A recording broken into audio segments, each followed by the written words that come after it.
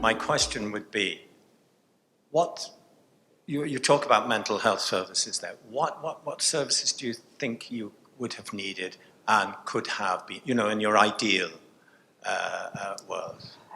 Right, I think, bear in mind, I'm not somebody that's easily helped, so I think there is that issue as well. I'm not taking that away.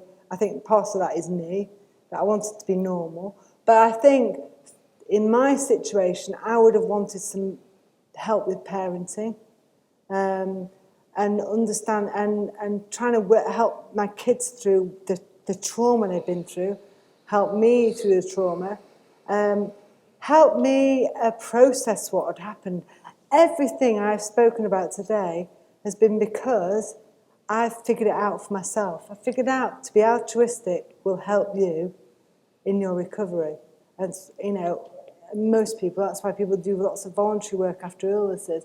But, I felt the minute I left hospital, apart from 2 weeks community stroke care, I had nothing. And I have had. The help with Mike Lee on the video was something I organised privately. That's a different story, but everyone has to have a stroke of luck. So I think parenting, I think the fact I had nothing is, after a big illness like that, it's horrendous that you've just been left out on your own.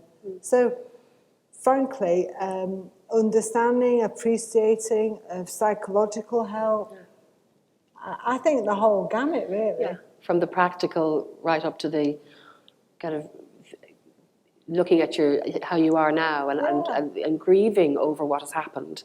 And I think one of the points you made there about your child saying, this is not the mum who left the house, earlier before you had the stroke. And we'd often hear that from patients.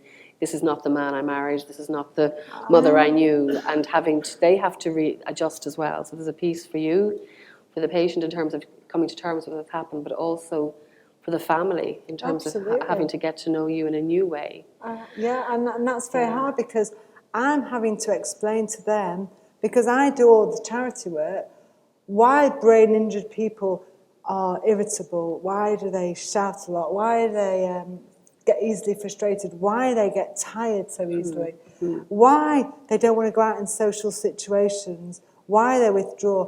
And instead of just going through that, I'm having to explain to them why they need to make allowances for me.